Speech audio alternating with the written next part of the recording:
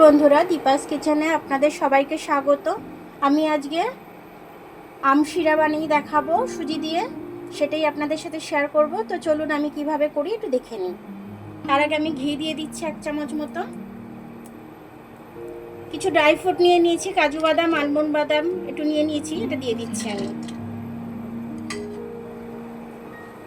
সাথে আমি ভেজে নেবো এটাকে ভালো করে। বাদামটা আমার ভাজা হয়ে গেছে, আমি তুলে নেব। একটা পাত্রের মধ্যে তুলে নিলাম আমি। এই ঘিয়ের মধ্যেই আমি 200 গ্রাম মতো সুজি ঢেলে দেবো আমি। সুজিটা আমি ভালো করে লাল করে ভেজে নেব।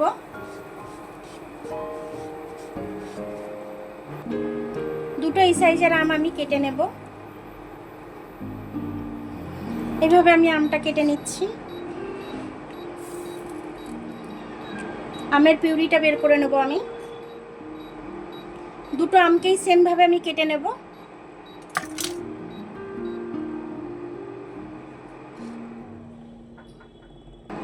এইভাবে আমি আমটাকে কেটে নেব। এইভাবে দিয়ে আমি চামচে রে দিয়ে বের করে নেব। চামচ দিয়ে এইভাবে বের করে নেব আমটাকে আমি। তারপরে মিক্সির জারে দিয়ে দেবো। সুজিটা এর থেকে বেশি আমি আর ভাজবো না। এবার আমি দুধটা জাল দিয়ে রেখেছিলাম, দুধটা দিয়ে দিচ্ছি। দুধটা দিয়ে আমি একটু ভালো করে মিশিয়ে নেব।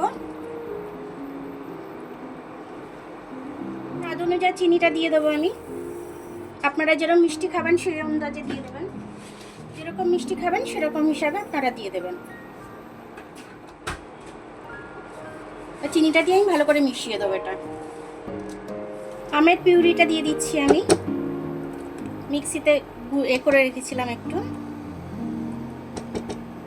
আমি দুটো আম দিয়েছি, আপনারা চাইলে আরো বেশি দিতে পারেন। গ্লাসটা ধুয়ে একটু জল দিয়ে দেবো। ভালো করে আমি নেড়ে এটা মিশিয়ে নেব।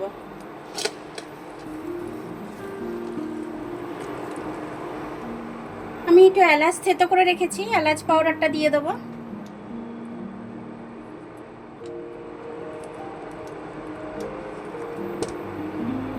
ড্রাই ফ্রুটটা ভেজে রেখেছি, ড্রাই ফ্রুটটাও দিয়ে দেবো আমি।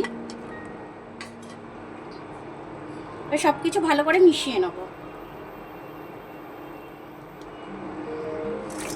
1 চিমটি মতো একটু নুন দিয়ে দেবো। মিষ্টি জিনিসে একটু নুন দিলে খেতে স্বাদ হয়।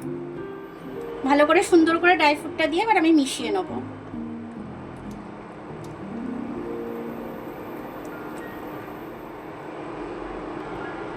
আম শিরাটা আমার হয়ে গেছে।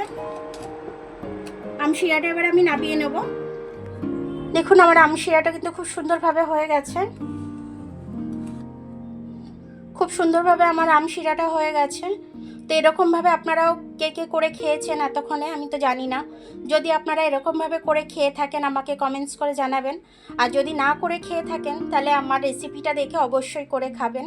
খেয়ে আমাকে কমেন্টস করে জানাবেন যে আমার আমের শিরাটা কীরকম লাগলো আপনাদের। আমার ভিডিওটা দেখার জন্য অনেক অনেক ধন্যবাদ। আমার ভিডিওটা যদি আপনাদের ভালো লাগে একটু লাইক, সাবস্ক্রাইব, বেল আইকনটা একটু টিপে দেবেন। আর যদি ফেসবুক থেকে দেখেন একটু লাইক আর ফলোটা একটু করে দেবেন। আবার কাল দেখা হবে নতুন রেসিপির সাথে। ততক্ষণ আপনারা ভালো থাকবেন, আমি আসছি।